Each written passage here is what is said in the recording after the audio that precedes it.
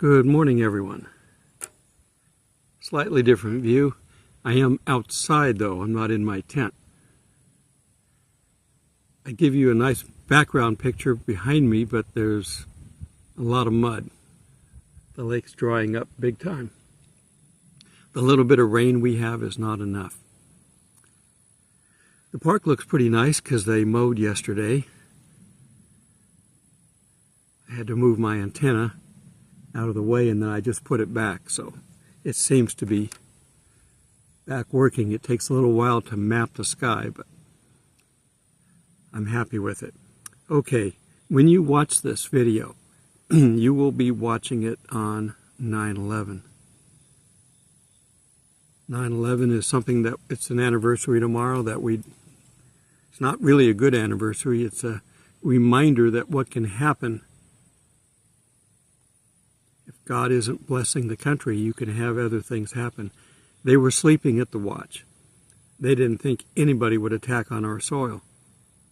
These people came over here and said, I just want to learn how to fly the plane and take off. I don't care about landing.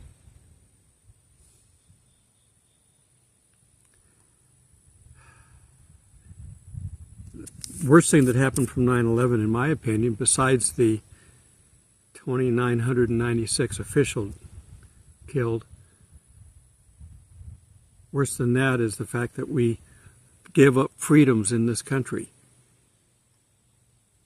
We were united for about 2 weeks, and then it started falling apart. And then it was like, oh, please, government, I'll give you anything you want, just protect me. You can have all my rights, you can have everything that you need, you can increase your size and power, just protect me. So we gave up a bunch of rights. A lot of it's what we're dealing with now and what we've dealt with since then. The presidents that we've had have taken on more and more because of the rights that 9/11 gave them.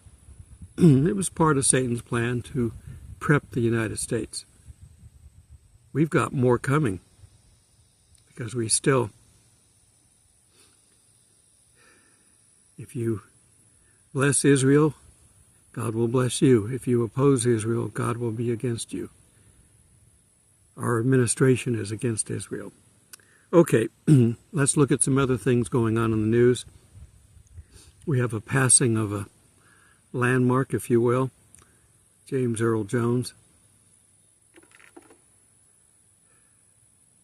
Very distinctive voice. One so distinctive that he became the voice of a Star Wars character. Star Wars, it kind of looks at, good versus evil, something we deal with all the time. The thing that's good about this character that he only played the voice. Another actor played the actual man in the suit.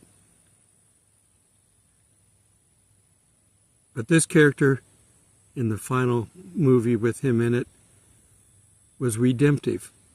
He was saved. Luke Skywalker saved his father and beat the Emperor. I think that's the end of it. When you take out Satan's lieutenants, it doesn't get rid of Satan. Okay, but anyhow, passing of time. There's a lot of famous people, actors and the like, that are in their 90s today. I think Dick Van Dyke is going to be 99 in December. So we're going to see a lot of people leave. Maybe we won't see them because we'll be gone with the rapture, and maybe they'll be with us. But if we're still here, we're going to see a lot more people leave. It's life. You don't have control. We're all doomed to die one way or another. So make sure your foundation is in the Lord, in Jesus Christ, because if it is, then you don't care. Okay, SpaceX finally got their manned space mission off after a couple of weeks of bad weather. They've got a few more restrictions on them than they would normally have, just because it's still early on. But they got up to this. They're doing a polar north-south orbit this time, and they're going further out into space than anyone has gone since the lunar missions. And Elon Musk has just announced that I think it's 2026 he's going to send his first rocket to Mars. Be unmanned, but it's going to go there, and I'm assuming he's going to try to land it. Not sure how that's going to work, but that's the plan. And then he said 2 more years after that, 2028, for the manned landing. I don't think we're going to be here. I'm concerned we're not even going to be here after this year. So it's always imminent. The rapture is as imminent as it can be, and there's nothing left that needs to happen for the rapture. Everything's ready for it.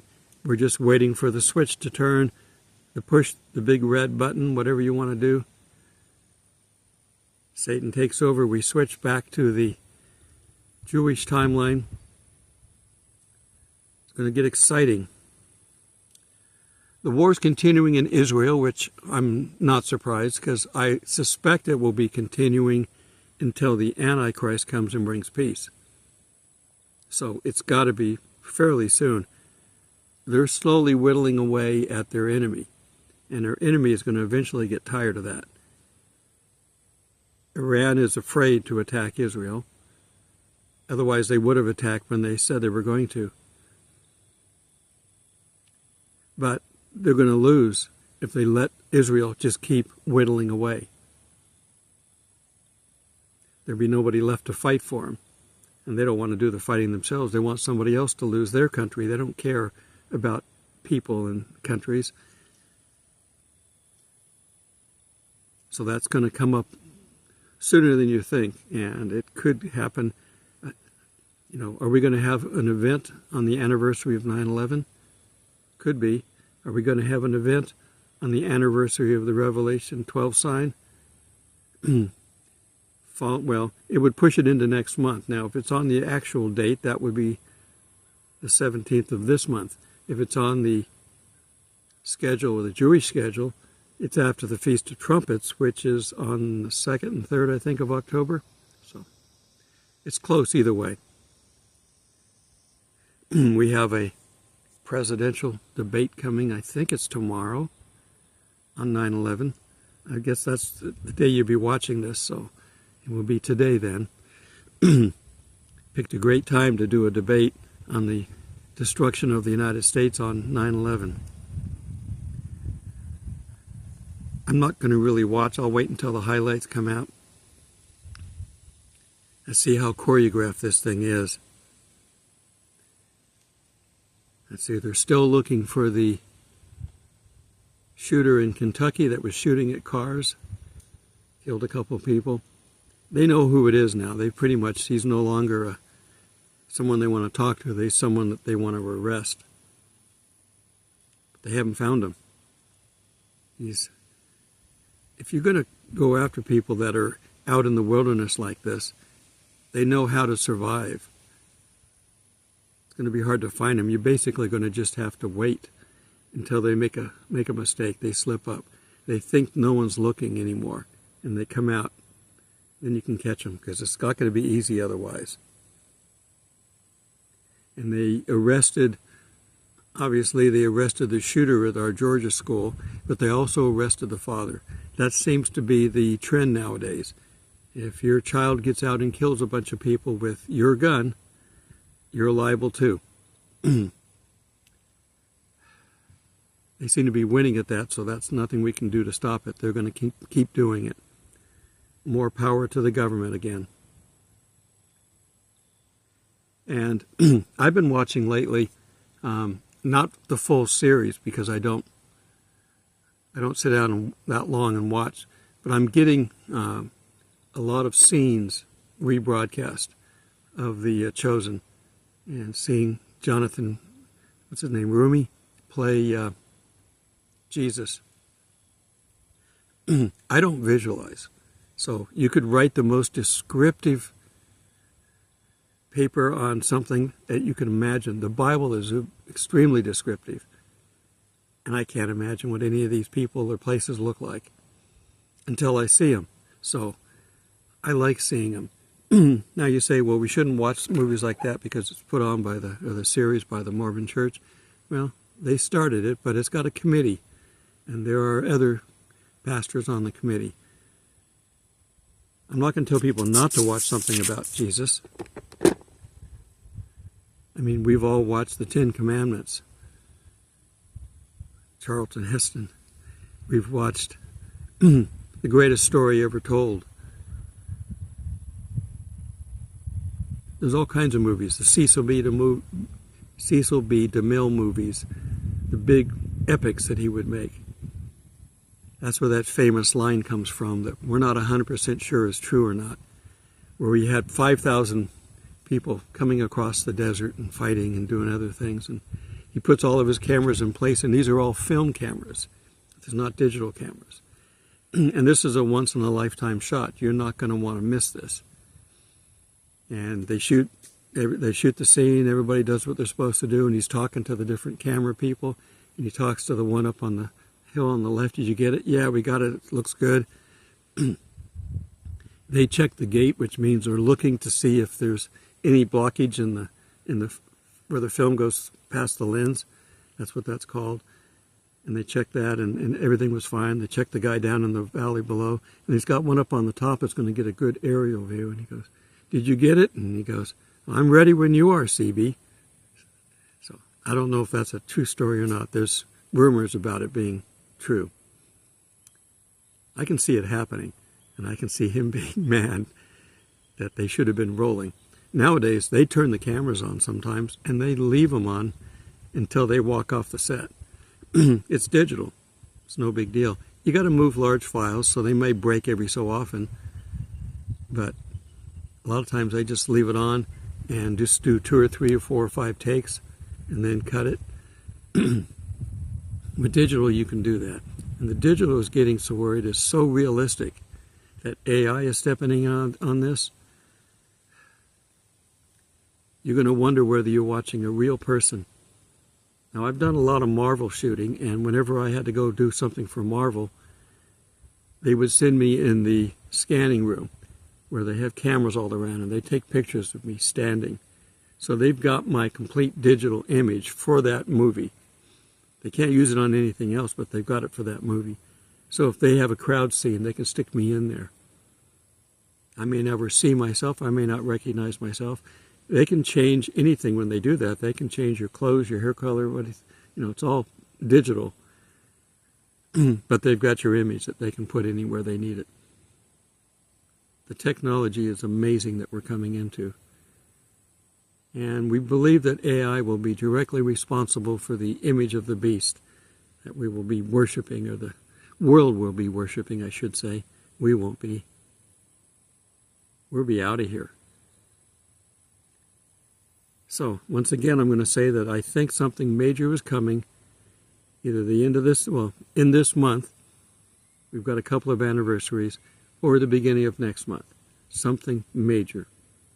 Something equal to or greater than 9/11.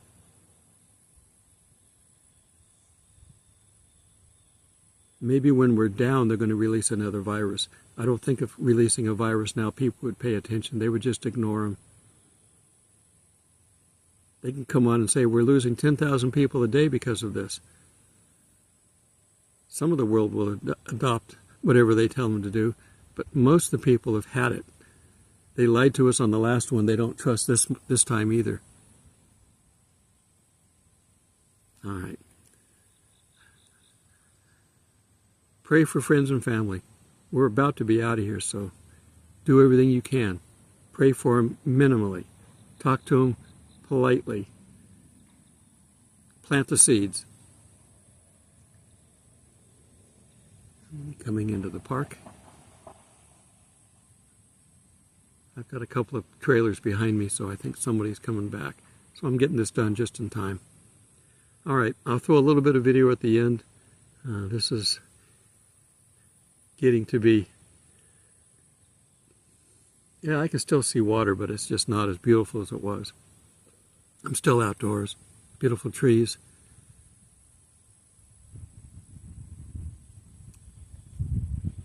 Blessings, everyone, till we meet in the skies. I'm down at the end of the peninsula. That buoy is out of the water. That shows you the end of the channel there.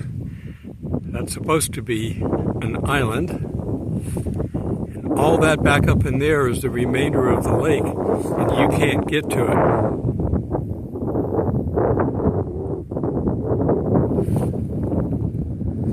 Still going down.